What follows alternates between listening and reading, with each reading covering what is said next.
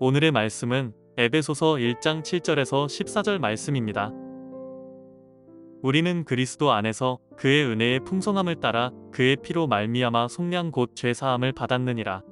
이는 그가 모든 지혜와 총명을 우리에게 넘치게 하사 그 뜻의 비밀을 우리에게 알리신 것이요 그의 기뻐하심을 따라 그리스도 안에서 때가 찬 경륜을 위하여 예정하신 것이니 하늘에 있는 것이나 땅에 있는 것이 다 그리스도 안에서 통일되게 하려 하심이라.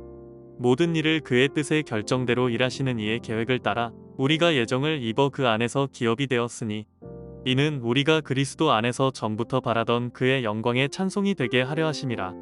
그 안에서 너희도 진리의 말씀 곧 너희의 구원의 복음을 듣고 그 안에서 또한 믿어 약속의 성령으로 인치심을 받았으니 이는 우리 기업의 보증이 되사 그 얻으신 것을 속량하시고 그의 영광을 찬송하게 하려 하심이라. 여러분, 아는 것이 힘이다 라는 이야기가 있습니다. 여러분, 우리가 인생이 두려운 이유가 무엇인지 아십니까? 모르기 때문이에요. 내 삶에 어떤 일이 생길지 모르는 거죠. 특별히 우리 청소년들이 두려워하는 것은 뭔지 아세요? 미래예요. 앞으로 어떤 대학을 갈지, 내가 어떤 사람이 될지 우리 청소년들이 이러한 것을 두려워하는 거예요. 그렇다면 왜 우리 청소년들이 이런 것을 두려워하겠습니까? 모르기 때문이죠. 내가 뭘 잘하는지, 어떤 비전이 있는지, 어떤 전공을 택해야 될지 모르기 때문에 두려운 거예요. 여러분, 우리 인생도 마찬가지입니다. 우리 인생이 두렵게 느껴지는 이유는 모르기 때문에 그래요. 여러분, 그래서 아는 것이 힘인데 중요한 사실은 우리는 이 땅에서 모든 것을 알 수 없다라는 거예요. 우리가 아무리 노력한다 한들 미래를 알 수 없고 모든 시간의 흐름을 알 수 없는 거죠. 하지만 우리 하나님은 모든 것을 아시는 하나님이십니다. 여러분, 요한계시록의 말씀을 보면 하나님을 향하여 알파요 오메가라 라고 말합니다. 그러니까 시작과 끝이라는 거예요. 한마디로 하나님은 이 세상의 시작이시고 끝이세요. 우리 하나님은 역사의 모든 것을 알고 계십니다. 그래서 그 하나님을 향하여 전지의 하나님, 즉 모든 것을 아시는 하나님이라 부르는 거예요. 그래서 우리가 하나님께 나아갈 때 우리의 인생은 두려움은 없습니다. 왜요? 하나님께서는 다 아시기 때문에 우리에게 좋은 길로 인도하시는 겁니다. 그러므로 우리의 인생은 하나님을 의지해야 되고 하나님을 붙잡아야 되는 거예요. 여러분, 오늘 본문이 바로 이러한 이야기를 하고 있는데요. 여러분, 오늘 본문을 보면 사도 바울이 감사하고 있습니다. 그렇다면 사도 바울이 어떠한 것을 감사하고 있습니까?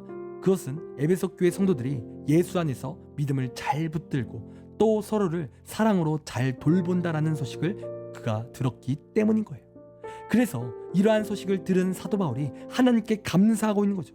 그런데 여기서 우리가 생각해 봐야 될 것은 믿음을 잘 붙들고 살고 또 서로를 사랑으로 잘 돌본 것은 사실 에베소 교회 성도들인데 왜 사도 바울은 왜 하나님께 감사하고 있냐라는 거예요. 여러분, 그 이유가 17절에 기록하고 있는데요. 17절입니다. 우리 주 예수 그리스도의 하나님, 영광의 하나님께서 지혜와 계시의 영을 너희에게 주사 하나님을 알게 하시고, 여러분 17절 말씀을 보면 하나님께서 지혜와 계시의 영을 너희에게 주사 알게 하시고 라고 하고 있습니다. 여러분, 여기서 알게 하다는 것은 정말 중요한 것인데요. 여러분, 사람은요 굉장히 이성적인 존재입니다. 그래서 사람은 날마다 합리적인 것을 찾으려고 해요. 예를 들어 사람은 보지 못한 것을 믿지 못해요. 반드시 봐야만 또 증거가 있어야만 믿을 수 있는 존재가 바로 사람인 거죠. 여러분, 그런데 보세요. 우리가 보는 이 성경을 보면 이성적으로 볼 때 정말 말도 안 되는 판타지 소설입니다. 여러분, 성경을 보면요 홍해가 갈라진대요. 죽은 자가 살아난대요. 이성적으로는 절대로 말이 안 되는 사건들인 거예요. 그리고 우리는 그 하나님을 살아계신다 그렇게 고백을 하는데 실제로 우리가 그 하나님을 대면해 본 적도 없는 거예요. 그래서 이성적으로 판단했을 때 하나님의 말씀은 판타지 소설이고 하나님을 만나야 한다는 많은 사람은 다 가짜인 것처럼 느껴지는 거죠. 절대로 사람의 힘으로는 이런 하나님의 말씀을 믿을 수 없는 거예요. 그러므로 오늘 본문에서 말한 바와 같이 하나님께서 우리를 알게 하셔야 된다라는 거예요. 그래서 하나님께서 우리를 어떻게 알게 하신다 하십니까? 17절 말씀을 보니까 지혜와 계시의 영을 통해 알게 하신다라고 하고 있어요. 여러분, 여기서 계시의 영이란 성령을 가리킵니다. 한마디로 성령 하나님께서 우리 가운데 찾아오신다는 거예요. 그리고 그 성령 하나님께서 우리에게 믿을 수 없는 이 말씀들, 그 판타지 소설 같아 보이는 이 말씀들을 믿을 수 있도록 도우신다는 거죠. 그래서 성령 받은 사람들은 언제나 당당합니다. 살아계신 이 하나님의 말씀이 언제나 진리임을 믿을 수 있는 거예요. 홍해가 갈라진다는 이 말씀, 죽은 자가 부활한다는 이 말씀 믿어진다라는 거죠. 성령님이 찾아오게 하셔서 믿게 도와주시기 때문에 믿어진다라는 거예요. 여러분, 안다라는 것은요, 그냥 지식적으로 아는 것이 다가 아닙니다. 안다라는 것은요, 그 사실을 믿어야 진정으로 아는 거예요. 여러분, 우리가 성경 말씀은 누구나 다 알 수 있어요. 그러나 이 말씀 가운데 나타나는 놀라운 은혜는 다 받는 것이 아닌데 오로지 이 말씀을 믿는 자, 한마디로 그 사람 안에 성령 하나님께서 함께 하시고 또 도우셔서 이 말씀을 믿는 자가 하나님의 놀라운 은혜와 능력을 받는 자라는 겁니다.